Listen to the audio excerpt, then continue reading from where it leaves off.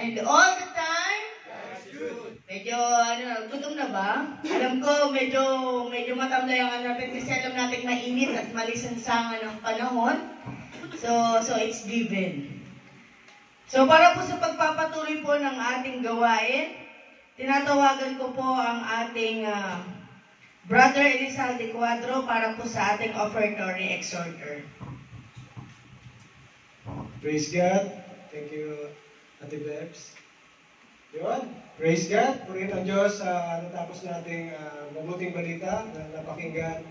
The Word of God today na hinatid ng ating Pastor Eli Soya. At natutunan natin doon yung sign of the true Christian sa Matthew 16:18. Yung pagkakaroon ng disiplina at yung warning mag-ingat para di maligaw ninuman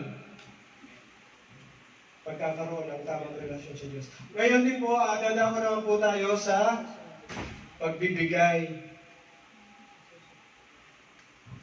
Ang ating teksto po sa pagbibigay hango po sa Luke chapter 12 verse 15. Sabi po dyan, sabi po natin, Then he said to them, Watch out, be on your guard against all kind of greed.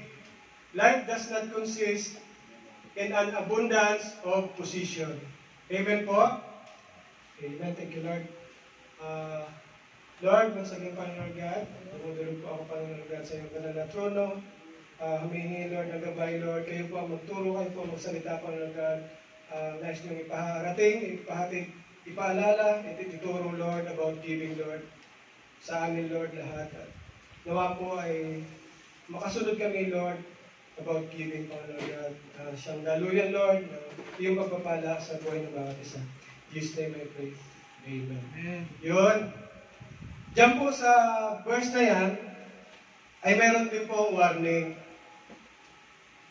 Meron din pong warning tulad ng warning ni Pastor Eli. Mag-ingat para di maligaw. Diyan po meron din. Mag-ingat sa kasakiman. Ang warning po diyan. At dyan po, malalaman din po natin ang tama at maling pag-iipon ng kayamanan. Yun. Take note nyo po, malalaman natin ang tama at maling pag-iipon ng kayamanan. At yung lesson po dyan, matutunan natin na ang buhay at tagumpay ay di nasusukat sa yaman. Amen po ba? Amen. Amen. Yung verse na yan, kadugtong yan, yung parabol ng ang mayamang hangal. Parabola ng mayamang hangal. Bakit po? Kasi, naging hangal yung mayaman na yon. Meron siyang bukire na umaani ng sagana. At sa kasaganaan nito, plinano niya na magkaroon pa ng mas malawak pa. Biniba niya yung imbakan niya at nagtayo pa siya ng mas malaking imbakan.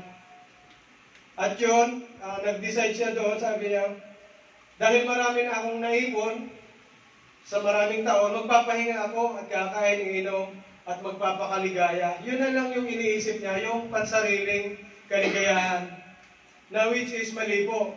Kasi yung sumunod na verse, sinabi doon sa Luke 12:20, ngunit sinabi sa kanya ng Diyos, Haman, ngayong gabi ay babawiin ko sa iyo ang buhay mo. Kanino mo ngayon mapupunta ang lahat ng naipon mo para sa iyong sarili?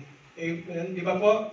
Sinabi ng Diyos na yung pala yung pag-iipon natin ang kayamanan dito sa mundo ay kahangalan po. Sinabi ng Panginoon yun. Kasi dapat, kasi iiba na yung balik o focus natin sa buhay. Nagkakaroon na tayo ng focus doon sa pag-iipon ng kayamanan, na which is, napapabayaan na natin yung mas importanteng bagay na kung saan ay dapat mas focus tayo sa ating Panginoong Jesus. Di ba po?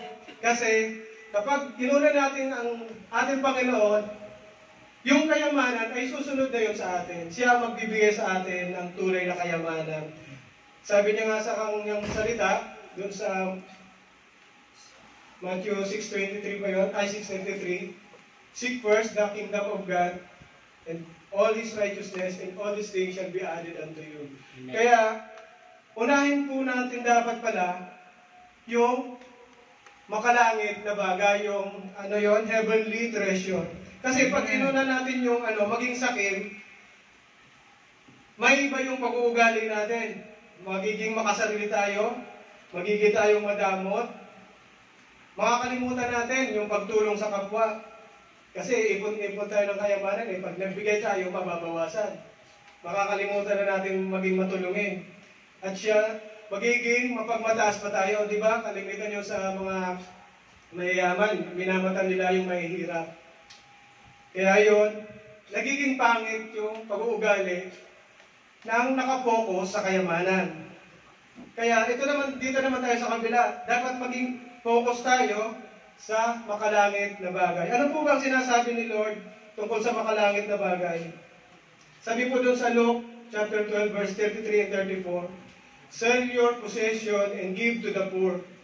Provide forces for yourself that will not wear out, a treasure in heaven that will never fade, where no theft comes near and the moth destroys. For where your treasure is, there your heart will be also. Amen po? Napakaganda noon. Ayun ang utos ng Panginoon na sell your possession. Ibig sabihin, hindi mahalaga kung ano yung mga tinatangkilik natin, kung ano ang yaman natin. Ang mahalaga ay yung pagsunod natin sa kautosan ng ating Panginoon. Amen. At pagmahal natin ang ating Panginoon, sabi nga ng ating Pastor Eli, mahalin natin ang ating church. Amen. At yun naman talaga yung utos ng Panginoon about dito sa pagbibigay, yung pinaka-famous verse dito, yung Malakay 3:10, na dalhin natin yung ikasampung bahagi para sa church, Amen. na kung saan tayo umatin. Kasi doon tayo kumakain ng spiritual. Hindi lang spiritual, kung nagbibigay tayo, nararanasan natin talagang abundant yung ating inihahandang food dyan. Minsan, hindi na natin makaya, maubos. Sabi nga ni Bex, hindi na to kain, parusa na to. Diba? Kasi, ang lahat ay nagbibigay. Kaya, yun sa pagbibigay, itama natin yung ating puso. Dapat mayroon tayong pagmamahal. Pwede tayong magbigay ng walang pagmamahal. Pero kapag nagmahal, ano ba yun? Gulhan na yata ako na. Pero kung may pagmamahal, Yun. Kapag nagmahal ka, magbibigay ka talaga, di ba? Amen. Tulad ng mga asawa natin, asawa niyo pala. Alam mo pala sa. Hindi na nagkasawa, hindi pa pala ako nagkasawa. Binibigyan natin sila yung the best. Ano ba yung mga naibigay na nating the best sa ating mga asawa? Ginto, no? Siyempre, nung kinasal kayo, yung wedding ring, yung puso mo, na huwag nang yung paningin mo, nang mababaling sa iba, parang kabayo ang nakakahan. Kaya yun, dito tinuturo ng ating Panginoon na ang buhay at tagumpay ay hindi nasusukat sa yaman, kundi sa yaman na iniipon natin sa makalangit na yaman. Kaya, ayun, patuloy tayong magbigay kay Lord kasi yun ang kautosan niya sa Malakay 3:10. Amen. Tayo na po magbigay para sa ating Panginoon.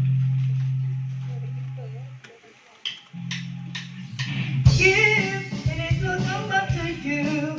Get that short, press down, shake it together, running over. Give, and it will come back to you. When you give to the Lord. Give, and it will come back to you. Get that short, press down, shake it together, running over. Give, and it will come back to you. When you give to the Lord. When you give to the Lord. When you give to the Lord. Praise. Yes, Lord. Tara po at ito pong ipanalangin, Lord. Ang mga kalog na ito, Panginoon Lord God. May sabihin, Panginoon Lord God. Maraming salamat, Lord. Sa oras, Panginoon Lord God, pribileyo, pagkakataon, Lord, na kung saan, Panginoon Lord God, pinagkaloob mo sa amin, Lord, na magbigay sa iyo, Panginoon Lord God. May pakita na yun sa iyo, Panginoon Lord God. Ang aming faith, Panginoon Lord God, ang aming pagtitiwala, Lord, na ang lahat ng aming tinatangkilik, Lord, ay nagmumula lamang sa iyo, Panginoon Lord God. Patuloy niyo kami turuan, Lord, na huwag umasa, Panginoon Lord God, sa yaman ng mundong ito, Panginoon Lord God. kundi sa yaman, Lord, na nagmumula sa iyo, Panginoon God, sa salvation, Panginoon God, eternal life na libreng bigay mo sa buhay ng bawat isa, Panginoon Lord God. Lord, patuloy niyo kami turuan, Lord, magkaroon ng pusong mapagbigay, Panginoon Lord God, na kung saan, Panginoon God, sa bagay na ito, Panginoon God, kami yung patuloy na pinagpapala, Panginoon Lord God. Hindi niyo kami pinagkukulang, Lord, financially, Panginoon God, at most especially, Panginoon God, sa buhay spiritual, Panginoon Lord God. Kayo ang patuloy namin maging gabay, Lord. I pray, Lord, na patuloy niyo pagpalain, Lord, ang buhay ng bawat isa, Lord. Ang aming mga kumpanyang pinapasukan, Lord, patuloy niyong i-bless, Panginoon Lord God, upang patuloy na maging daluyan ang pagpapala patungo sa amin, Lord, maging sa aming mga mahal sa buhay. Patuloy kami makapagbigay, Lord, sa iyong bahay, panambahan, Lord, na iyong ipinagtatagubilin, Lord. I pray, Lord, na i-bless niyo po ang halagang ito, Panginoon Lord God, na magamit lamang, Lord, sa pagpapalago ng iyong bahay, panambahan, Lord. Pray, Panginoon Lord God, na kayo ang patuloy na magpala sa buhay ng bawat isa, Panginoon God. Salamat, Lord, sa mga tao nagbigay, Panginoon God, sa mga kapatiran narito, Panginoon Lord God, na nagbigay sa iyo ng oras, Panginoon God, hindi man financially, Panginoon God, ngunit, Panginoon God, ang kanilang attention, oras, Panginoon God, ay binigay nila sa iyo sa araw na ito, Panginoon God. Amen. I pray blessing upon blessing, Panginoon God, sa buhay ng bawat isa, maging sa aming mga minamahal na kapatid dyan sa Zoomliners, Lord. Kayo ang patuloy na magpala, Lord. Kayo ang patuloy na mag-iingat sa buhay ng bawat isa, Panginoon. Salamat, Panginoon, Lord God, sa iyo lamang matas na papuri. Pasalamat at pagsamba, Lord, pagkat sa iyong kaharian, kapangyarihan, kapurihan, magpakailanman. Jesus name I pray. Amen. Amen.